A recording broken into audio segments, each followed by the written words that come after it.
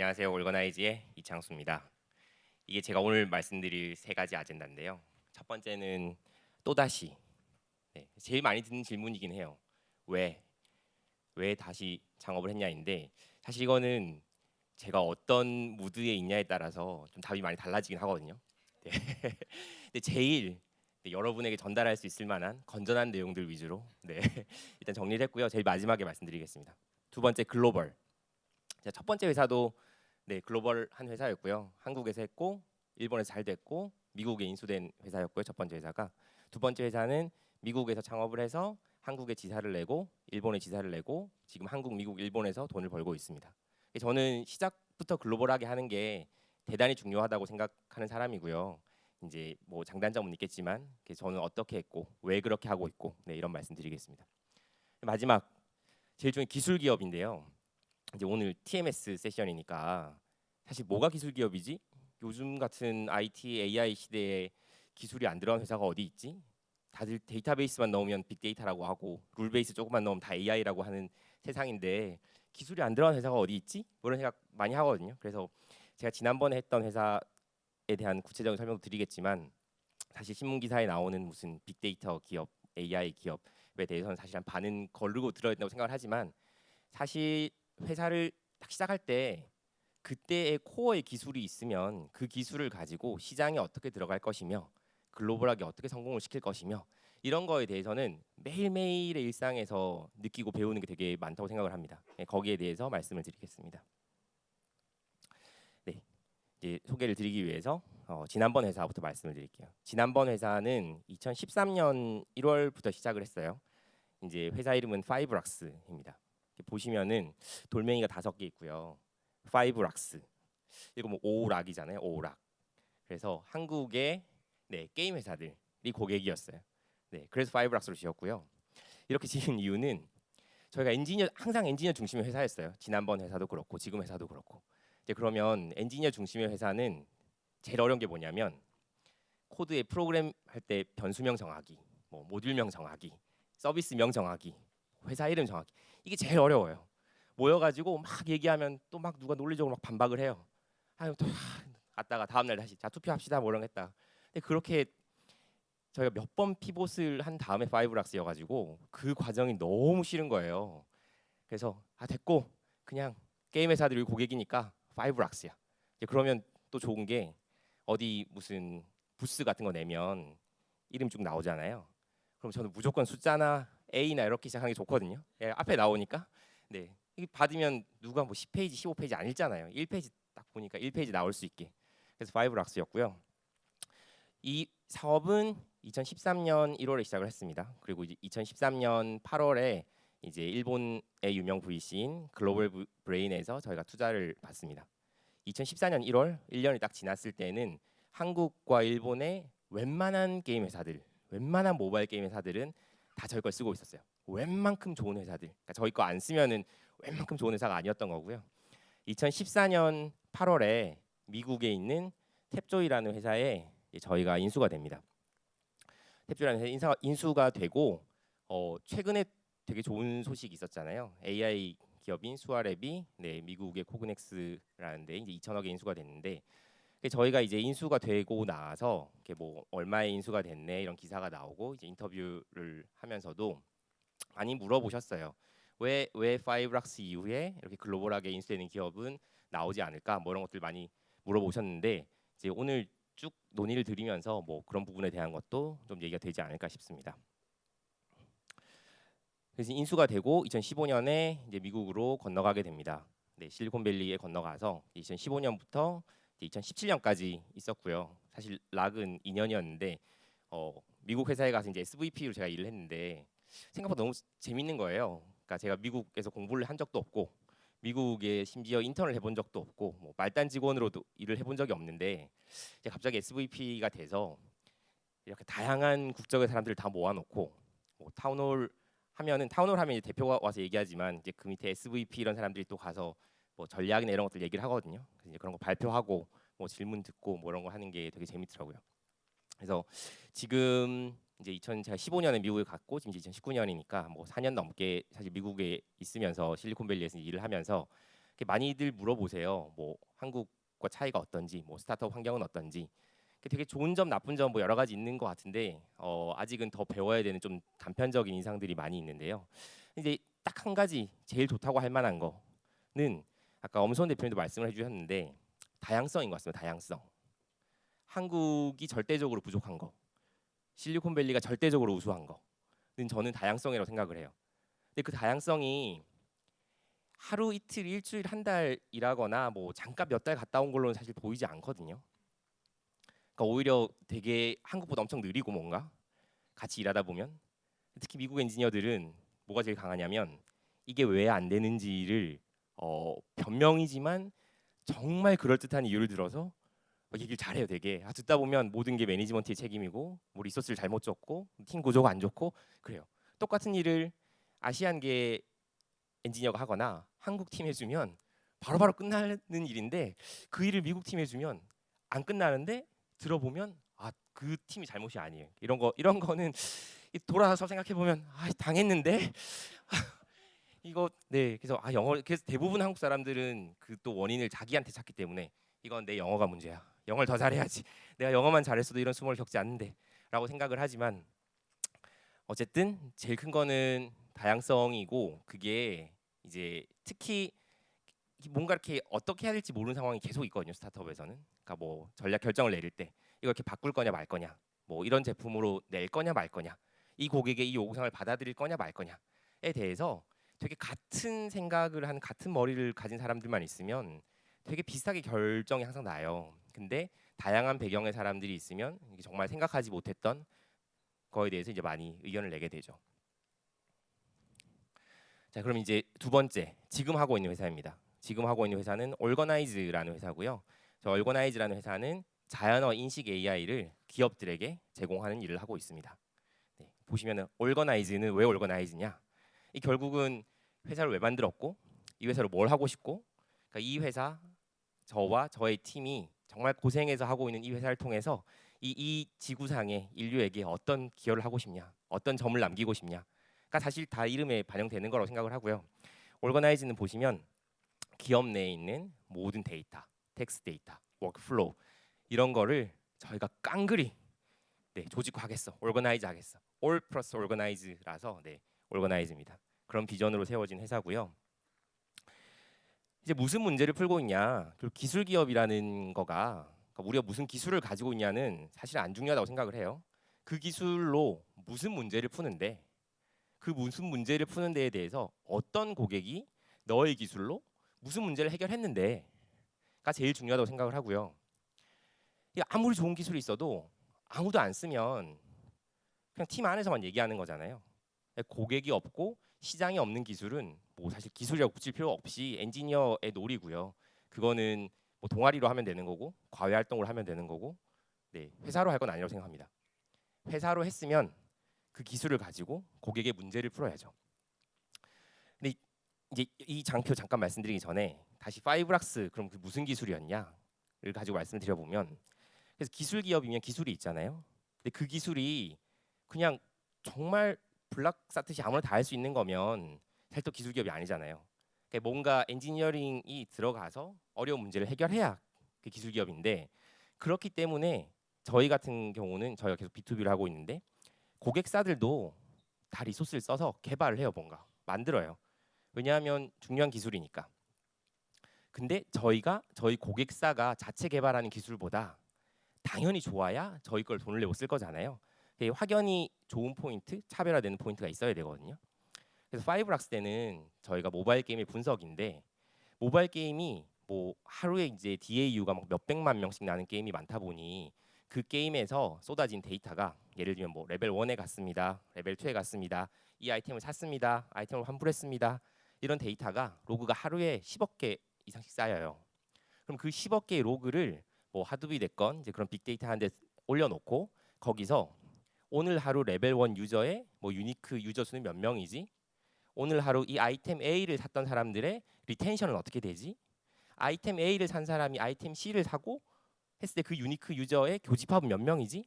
이런 걸 뽑아야 돼요. 그 마케팅을 분석을 해야지 또 게임을 다시 설계하고 돈을 쓰니까. 그런데 그래서 큰 게임 회사들, 저희 고객사가 되셨던 게임 회사들도 다 자체적으로 하셨어요. 근데 문제가 뭐냐? 문제는 데이터가 워낙 많기 때문에 그걸 붙이면 그 차트를 보기까지 한 24시간 걸리는 거예요. 고객사 자체 개발한 거는. 근데 저희 거는 꽂으면 바로 나오거든요. SK 연동화 올리면 바로 리얼타임에 확인, 이거 문제 뜨고 차트 들어가면 바로 나오거든요. 그러니까 안에서 고객사 자체 개발을 하고 있으면서도 저희 걸 쓰시는 고객사가 되게 많았고, 그리고 이제 특히 큰 회사일수록 이런 경향이 있어요. 저희 거 이제 계약을 하면서 이거 우리 다 내재화 할 거예요. 뭐 1년 동안 열심히 벤치마킹하고 내년엔 자체 개발한 걸로 바꿀 거예요. 그러면 계약하면서 네네 그러십시오 하거든요. 근데 저희의 속도를 절대 못 이기죠. 내부 팀은 저희의 속도를 절대 못 이겨요. 그런 고객사들은 다 1년 뒤, 2년 뒤에도 저희 걸 잘 쓰고 계십니다. 그 정도로 확실히 실생활에서의 차이점이 나와야 되거든요. 기술에서. 자, 그러면 올거나이즈에서는 어떤 문제를 풀고 있냐? 어떤 기술을 하고 있냐? 이게 회사 안에서 엄청나게 반복적인 질문들이 들어와요. 직원들도 많이 물어보고 고객들도 많이 물어보죠. 예를 들면 은행 창고에 있는 직원을 생각해 보세요. 갑자기 어떤 외국인이 왔어요. 이 외국인이 제가 지금 뭐 계좌를 개설하려고 하는데 무슨 서류를 내야 되죠? 근데 또 다른 사람은 제가 외국 법인인데 계좌 개설하려는데 무슨 서류 내야 되죠? 국내 비영리 법인이에요. 무슨 서류 내야 되죠? 케이스가 다 달라요. 어딘가에 문서는 있단 말이죠. 그걸 찾아서 알려줘요. 시간이 들죠. 자, 그럼 그게 한 번 하고 끝이냐? 아니죠. 매일매일 일어나는 일이잖아요. 매일매일 일어나는 일인데 그럼 매일매일 같은 문서를 읽고 찾아가지고 답을 해주고 있죠. 여기에 낭비되는 시간이 어마어마한 거죠. 그래서 저희 회사 안에서 그런 얘기 많이 해요. 무슨 일이든지 3번 반복하고 있으면 그건 사람이 할 일이 아니다. 자, 그건 기계의 일이다. 기계의 일을 제발 빼앗지 마라. 사람은 더 부가가치가 높은 일을 해야 된다. 그러니까 지금 내가 뭔가 일을 하고 있는데 어제도 이거 했던 것 같고 그저께도 했던 것 같고 일주일 또 하고 있을 것 같고 3번 똑같은 거 반복하고 있으면 그건 절대 사람의 일이 아닙니다. 그거는 기계가 가져가야 되는 일입니다. 저는 이런 걸 자동화한 일을 하고 있고요. 여기 RTFM이라는 거는 그러니까 이제 Read the FPPP 매뉴얼인데요. 사람들이 문서가 워낙 많은데 안 읽으니까 그걸 이제 계속 찾고 있죠. 그거를 AI가 바로 답을 해주는 문제를 저희는 풀고 있습니다. 인류의 시간 절약. 그래서 사람들이 정말 더 가치 있는 일에 시간을 쓸 수 있게 3번 이상 반복하는 일을 없애게 하는데 저희는 집중을 하고 있고요. 자, 그럼 차별점. 결국 기술 기업은 우리 기술이 실제로 들어갔을 때 다른 회사들보다 차별점이 있어야 되고 자체 개발하는 것보다 차별점이 있어야 되잖아요. 다른 많은 회사들은 무슨 기술을 쓰냐 이런 문제를 풀기 위해서 다른 많은 회사들은 다양한 이런 텍스트에 대해서 사람들이 일일이 태깅을 해요. 생각을 해보시면 AI를 왜 도입할까요? 사람을 도와주려고 하는 거잖아요. 근데 그 AI가 그럼 일을 하려면 AI가 똑똑해야 돼. AI가 똑똑하려면 트레이닝 데이터를 만들어야 돼. 태깅을 해야 돼. 그 태깅을 하는데 사람이 또 엄청나게 시간을 쓰는 거예요. 사람을 위해서 도입한 AI에 그 AI를 위해서 사람이 노가다를 하고 있는 지금 비이성적인 일들이 모든 회사에서 일어나고 있습니다. 저희는 대단한 문제의식을 가지고 있고요. 그래서 이런 데이터 태깅 과정을 전혀 없앤 상태로도 엄청 똑똑하게 답을 잘하는 AI를 저희가 만들고 있습니다. 잠깐만 비디오를 보시면은 막 100페이지 이런 문서가 있어요. 보통 어떻게 찾냐? 답을 찾을 때 키워드를 찾죠. 그럼 그 100페이지 안에서만 이 키워드 들어간 문장이 한 몇백 개 나와요. 그거를 읽는 시간과 이 AI에 질문을 해서 답을 뿅 찾는 시간을 비교해 보시면 AI가 훨씬 빠릅니다. 물론 아직은 가끔씩 틀릴 때가 있죠. 근데 기술은 발전하고 이 기술이 성숙해서 고객들이 3번 이상 찾아보는 문서들 늘 반복되는 것들에 대해서 AI가 훨씬 빨리 답을 주는 세상을 저희는 만들고 있습니다. 잠깐만 자랑하면요. 1분 잠깐 홍보하면 저희 잘 성장하고 있고요. 분기별로 2배 이상씩 성장하고 있고 한국, 일본, 미국에서 돈을 잘 벌고 있습니다. 자, 그러면 왜 다시 했냐? 왜 다시 했냐에 대해서 말씀드릴게요.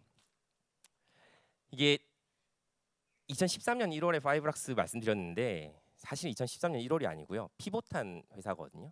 그러니까 그 회사의 창업은 2010년 9월이었어요. 그때 이제 아블라 컴퍼니였고 저는 CTO였습니다. 여러 가지를 했어요. 여러 가지를 했는데 대단히 힘들었고 피봇은 말은 쉬워서 피봇이지만 안에서 되게 경론, 막 감정 상하는 싸움 이런 것도 되게 많고요. 그런 과정을 거쳐서 이제 파이브락스로 바꾸고 이제 회사가 인수가 됐습니다. 회사 인수됐는데 아까 엄선 대표님이 시장 얘기를 많이 하셨는데 스타트업을 왜 다시 했어요? 내가 왜 했지에 대한 생각을 해보면 결국 제가 어떤 사람이지? 나는 뭐를 좋아하고 뭐를 못 견뎌야 하지? 라는 생각을 많이 해봤어요. 그래서 이 파도는 스타트업을 하고 있을 때의 상황이라고 생각을 했고 여기 지금 해변은 지금 뭔가 스타트업을 하고 있는 건 아니에요. 예를 들면 저 이 회사를 인수했던 탭조이에서 SVP로 그냥 계속 편하게 잘 있어요. 아니면은 뭐 다른 대기업에 있어요. 그러니까 지금 제가 지금 창업을 하지 않은 상태를 해변이라고 생각을 해보면 이 큰 파도가 오잖아요. 그러니까 지금까지 IT에서 저는 3개 번의 큰 파도가 왔다고 생각을 하는데 네, 첫 번째는 웹. 그래서 웹의 파도를 잘 탄 회사들이 한국에서 보면 네이버 같은 회사가 있죠. 두 번째 모바일. 모바일의 파도를 잘 타는 회사 카카오가 있죠. 카카오가 나왔을 때 저는 아무것도 모르는 쌍꼬맹이였나? 사실 그렇진 않거든요.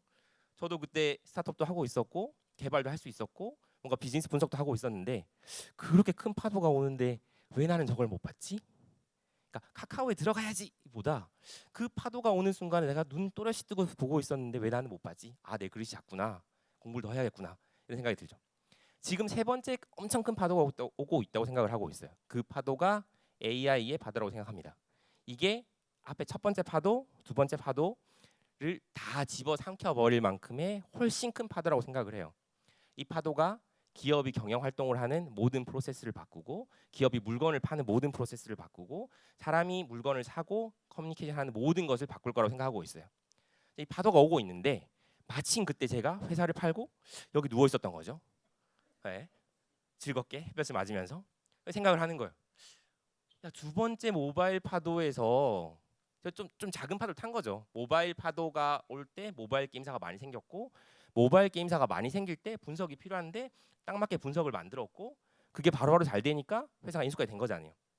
그러니까 안 탄 건 아니에요. 안 탄 건 아닌데 이 집채만한 파도가 옆에 오고 있는데 저는 작은 파도 타고 뭔가 해변에 나온 거죠. 이제 자의반 타의반. 이제 즐거웠어. 서핑 좋네. 나는 이 정도 딱 좋아. 할 수도 있고 너무 억울한 거예요. 집채만한 파도 옆에 두고 나는 작은 파도에서 끝났네. 3번째 더 큰 파도가 오는데 내가 해변에서 괜찮나? 안 하면 너무 억울할 것 같은 거죠. 안 하는 게 죄를 짓는 것 같고 그 두 번째 파도에 놓친 거가 되게 아쉬운 사람이니까 이 3번째 파도가 올 때 아무런 행동을 하지 않는 게 가장 리스키하다고 생각을 했습니다. 그게 3번째 파도 AI를 사고 저희가 이제 2번째 창업을 한 이유고요. 사실 이게 진짜인데 이 누가 이렇게 물어볼 때 이렇게 답하면 뭐 공감도 안 될 것 같고 너무 재수 없다고 할 것 같고 그래서 네, 보통 말하지 않고 있지만 이게 사실은 제일 진실된 이유고요. 그럼 두 번째로 이제 AI 파도 이런 거 말씀을 드렸었는데 이제 너무 맨 땅에서 새로 시작하고 싶지는 사실 않았거든요. 두 번째니까. 왜냐하면 첫 번째를 쭉 겪고 나면 너무 힘들기 때문에 주변에서 이제 뭐 창업하는데 막 상담하러 많이 오세요. 그러면 그냥 제일 처음 든 생각은 상담하러 오시는 분은 물론 진지하게 오시는데 제가 하라 그래서 하고 하지 말라 그래서 안 할 거면 안 하는 게 맞는 거잖아요. 그런 분들은. 네. 그러면 사실 제가 드리는 의견이 의미가 없는 건데 굳이 왜 우리는 시간을 써서 이런 얘기를 하고 있어야 되지? 라는 생각을 되게 많이 하거든요. 되게 그만큼 힘든 일이 창업이라고 생각을 하고 뭐 절대 그래서 추천할 만한 일은 아니라고 생각을 합니다. 그러니까 그 파도에서 꼭 잘 타서 뭔가 큰 기회를 만들겠다라고 생각하시는 분들이 창업에 맞다고 생각을 하는데요. 제가 첫 번째 회사에서 파이브락스로 피벗을 하기 전에 했던 게 이제 포잉이라는 레스토랑 예약 서비스였어요. 그래서 이제 일반인들이 앱을 다운로드 받아서 예약을 하고 그 다음에 이제 레스토랑들 찾아다니면서 거기에 포스나 아이패드 같은 데서 이제 예약을 받게 하는 거였죠.